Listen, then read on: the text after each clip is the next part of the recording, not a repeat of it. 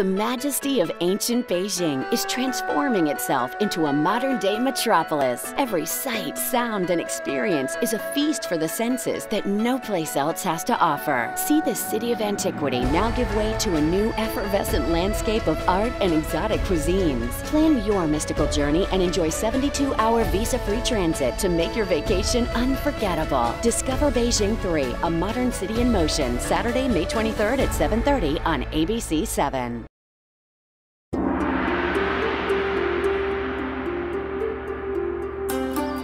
The political and cultural capital of China.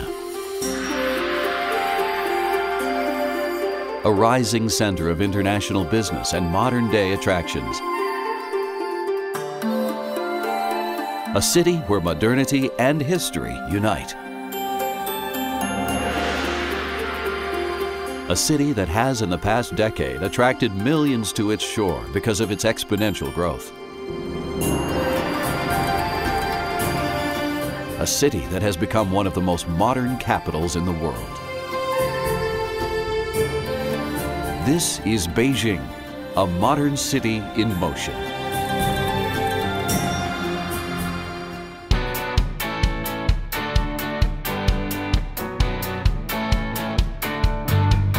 Chinese-American David Yen has seen the transformation of this city of 23 million firsthand.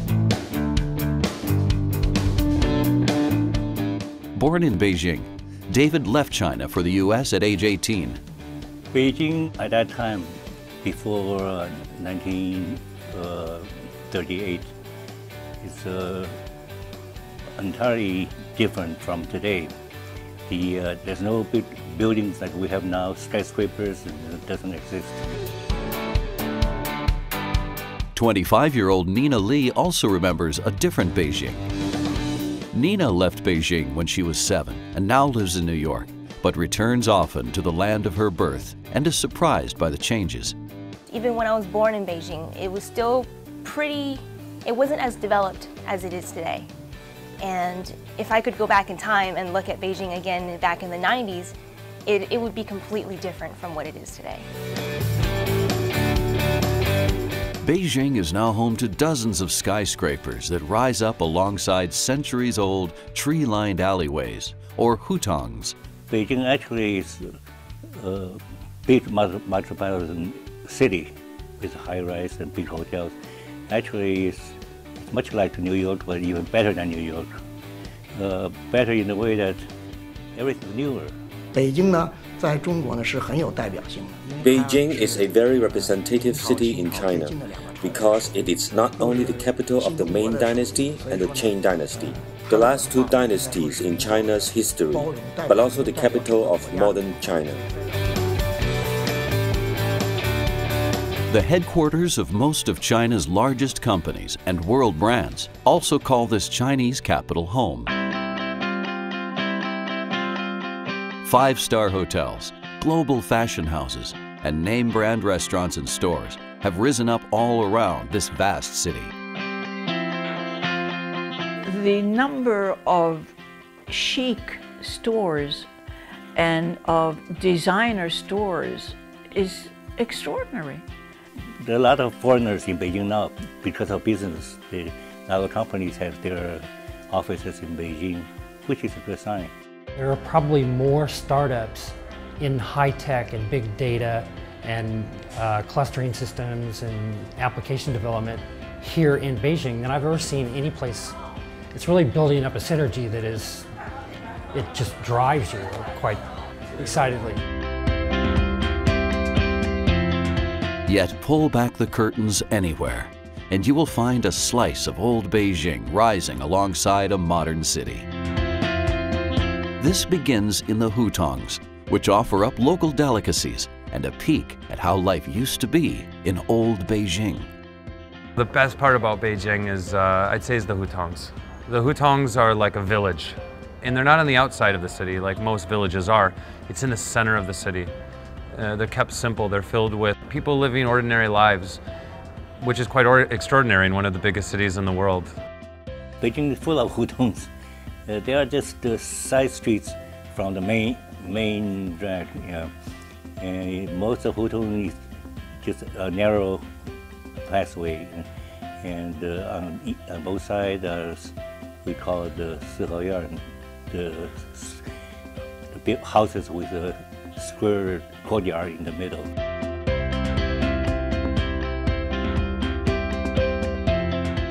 While life slows down in the Hutongs, all the while, the rest of the city darts around in sharp suits to their jobs in the high-rises. It is this unique mixture that is drawing many to experience this booming city. By the reform and opening up in recent decades, Beijing has also become a more stylish, energetic, and inclusive city, with a perfect balancing between Eastern and Western cultures. There's so many different people you can meet, you know, like me being from a small town, it's kind of, you know, even though being in Knoxville, you just meet so many different cultures, you know, Russians and, you know, Singaporean people, people from Hong Kong, people from Italy, you know, people you wouldn't usually meet in the States or whatever. People are going to thrive. They're going to see an opportunity. They're going to see a niche. They're going to see a demand for people to want to be able to have their type of food or want to be able to have their type of music. And so that's what's beautiful about Beijing, is that it is a cosmopolitan city.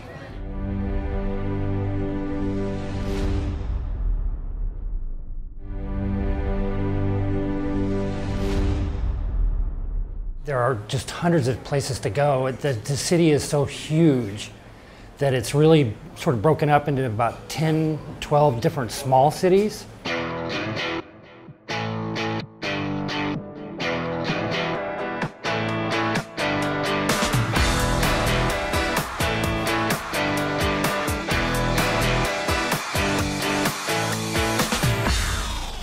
Yet, despite the millions of people converging on this cosmopolitan city, Beijing is fairly easy to get around.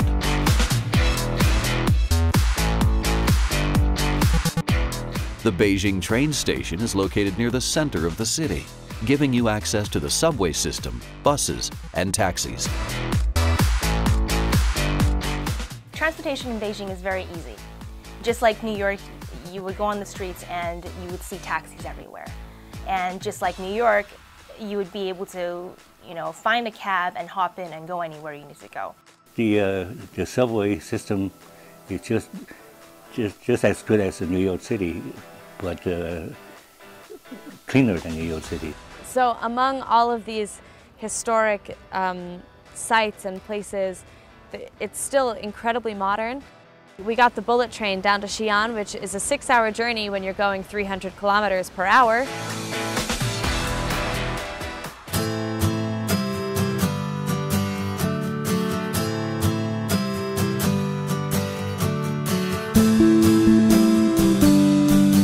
Art has also taken on a new meaning in the modern Beijing.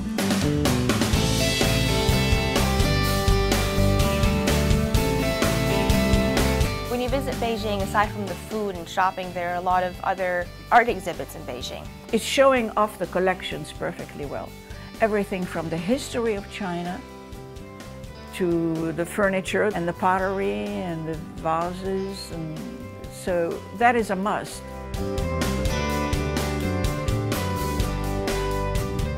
The 798 district is one of the largest art locales in the city and in the country. It was reconstructed from a 1950s factory and railway station, and the district has been rebuilt and reborn with the breath of art.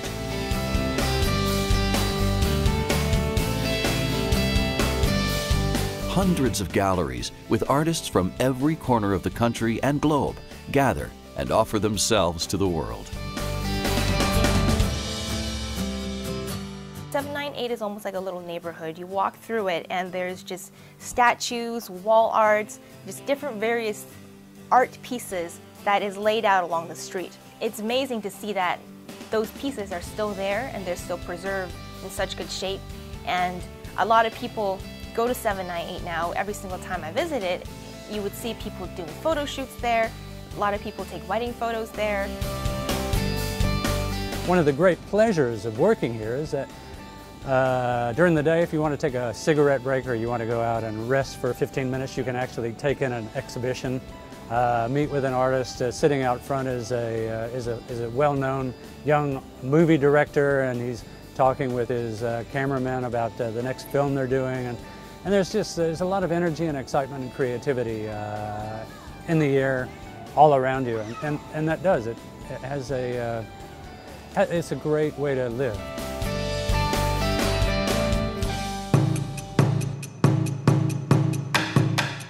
Also worth visiting is the Songzhong Art Community in Songzhong Village, Beijing.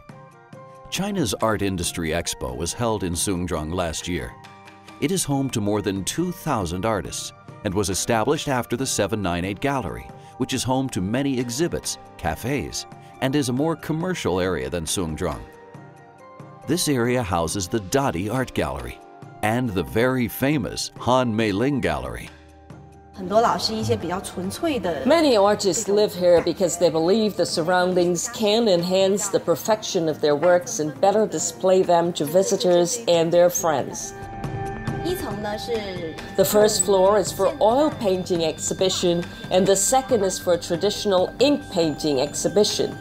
There is a separate space in the latter part, an independent exhibition hall for holding independent solo exhibition.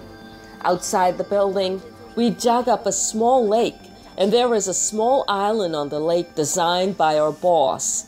His design philosophy is to keep an original ecosystem and natural surrounding for the gallery.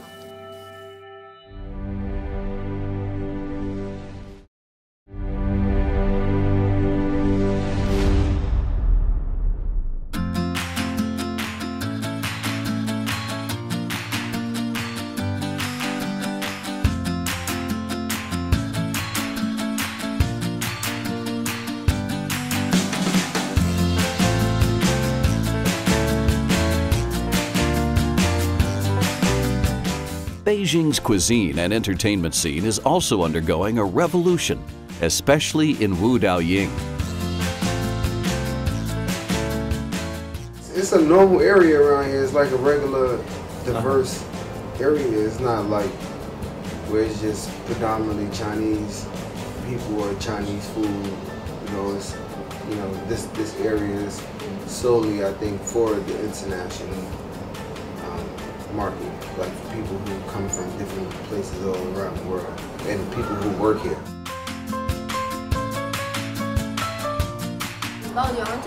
Wudaoying has become a typical Beijing-style commercial street with diversity. Each store in this street holds a theme such as Mediterranean, Greek, Spanish, and Mexican. The store owners and regular customers enjoy the relaxing and quiet atmosphere here, considering it as a perfect get-together place away from the noisiness.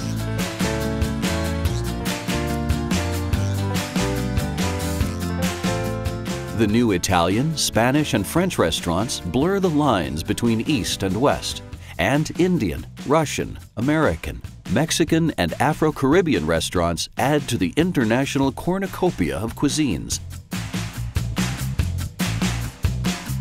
Walking is also a great way to experience the city. Step beyond the Forbidden City and Tiananmen Square. You will run into the unique shopping district of Wong Fuji.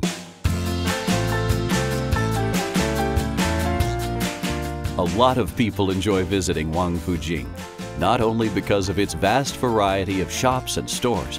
Many go there to taste Beijing's exotic foods, which are only available after sunset. When I go back to Beijing now, I love eating street food. One of my favorite places to visit is the night market in Wong Fuji. Every single night in Wong Fuji, there would be a night market on the street, and there would be little stands, one after another, where vendors would sell different types of foods that you would find only in Beijing or only in China, such as, for example, one of the most bizarre things that anybody would ever see when you visit Wong Fuji are scorpions. Scorpions are one of those, I guess, delicacies that you don't find in the West, and people don't often think about eating scorpions, but it is part of the culture in Beijing and in China in general. The Dong-Gwon night market in the northern end of Wong Fuji in the Dongchen district is where you will find a popular Beijing delicacy. When I was younger, I remember one of my favorite snacks are these things called tanghulu, which in comparison, it would be the equivalent of candied apple or caramel apple. And it's basically a skewer, and it's a skewer with a bunch of little fruits called hawthorn, which are, I guess, red berries, but they're very large and they're candied, and they are stacked on a skewer, and they sell them, especially in the winter time. And it was one of my favorite foods to eat. Every single time I go back to Beijing, I still look for it. They have them in ice cream form now, so you can find it in stores, and they have it packaged in the freezer. But obviously, I love it. The traditional way to eat tanghulu is to buy it off the street, in the wintertime especially. That's my favorite.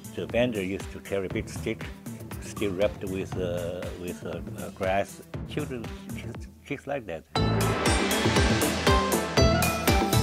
But as the sun sets and the neon lights rise, 24-hour restaurants, bars, and upscale nightclubs in Ho-Hai and the Sanlituan area come alive. Live bands in Ho-Hai set the tone with everything from R&B to jazz, and there's even an annual beer festival. It's basically the equivalent of the bar culture in, let's say, in America. It's very beautiful at night, and it has a river, and on each side of the river there's just bars at night, and there's lights, and there's shows, and there's just loud music everywhere, and a lot of young people, especially people from international places.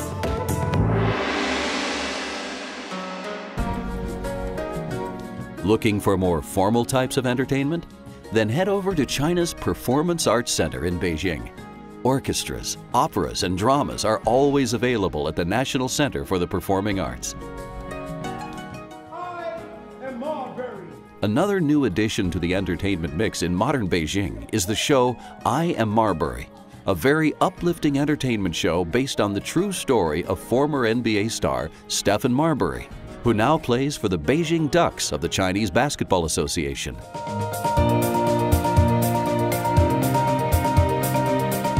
If you're looking for more of a local ethnic culture, then make your way over to the Chinese Ethnic Culture Park. This is an introduction to the culture of the 56 ethnic groups that call China home. From exotic snacks to performances to brand name shopping, Beijing has it all. The Xidan Commercial Street is another must-see. Here, you will find clothing stores from many world-famous brands right in the heart of Beijing's new commercial business district. You can find any brand, any type of luxury brand, or any type of clothing in Beijing, whether it is from traditional clothing like qipao to things that you would find in Paris and in Milan. Beijing has grown to be the home of so many luxury brands and so many international companies that you can really go to Beijing not only for the culture, not only for tourism, but you can go there for shopping as well. If antiques are more your interest, then get up early and make a trip to Panjiayuan, giant antique market in the Chaoyang district in Beijing. Here you will find every imaginable curio and artifact on sale. Panjiayuan has a long history that dates back all the way to the Qing dynasty.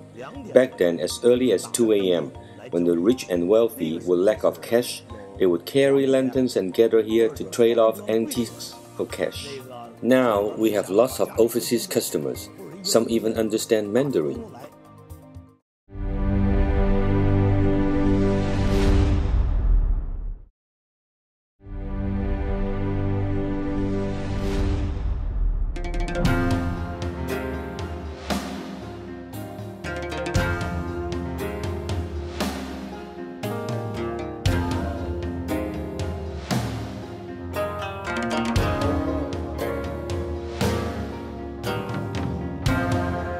Beijing's unique blend of culture is combined into the world-famous traditional medicine that has also made China renowned.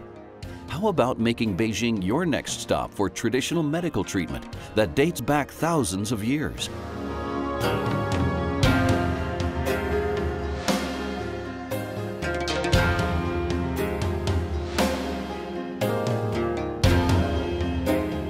This includes acupuncture, one of the more popular forms of Chinese traditional medicine. It is one of the oldest, most commonly used medical procedures in the world and originated in China more than 2,000 years ago.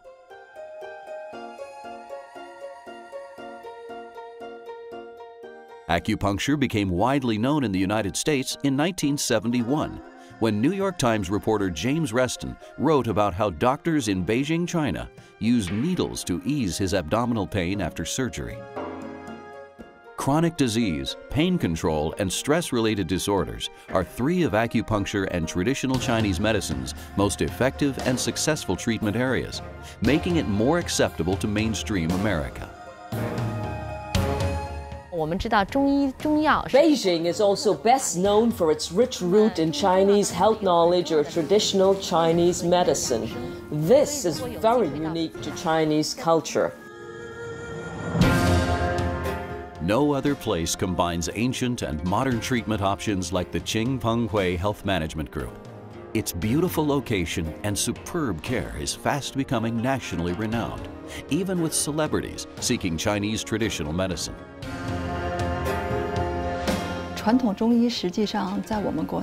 Traditional Chinese medicine still has a high reputation in China, and recently, a number of international celebrities and international friends traveled to Beijing to experience our health programs. But while there are the traditional means of healing through needles, herbs, and heated lamps and cups, there are simpler ways to maintain overall health, says Hui Yang, a walnut vendor. We have many acupuncture points in our palms. Once we swirl the walnuts with our hands, they stimulate these points and massage them to improve blood circulation and overall health.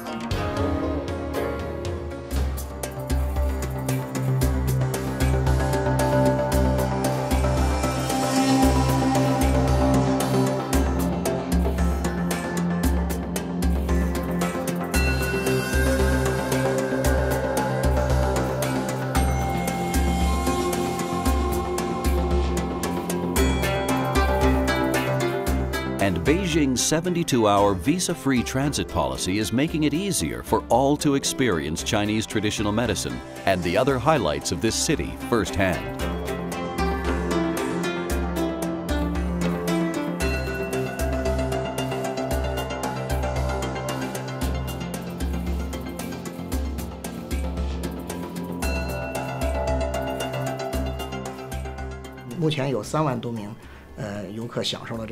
Over 30,000 passengers have been benefited from this policy since its release 1.5 years ago. Given the total amount of over 5 million tourists to Beijing annually, we figure that there is a huge potential for engaging more tourists into this policy by offering short-period traveling programs ranging from 8 hours, 24 hours to 2 days. During the period, tourists will be able to learn the history and culture of Beijing, visit places of interest, or even hold conferences and seminars.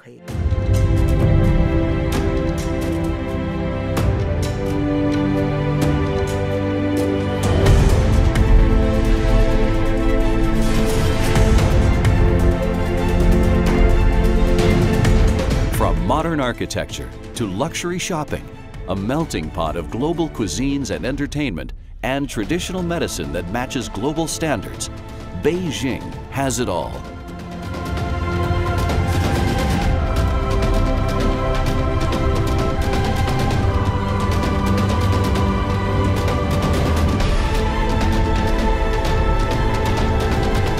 I think American kids should come in Beijing because Beijing is a beautiful country with a lot of good restaurants, and then they can learn more history about Beijing. A portrait of Beijing encapsulated the great achievements of China in coalescing outlying regions into a great country and a great empire, which is now a leading player in the world. Beijing Beijing is truly a city that moves to the modern beat while still keeping the tone of an ancient capital where traditions and values play a major role.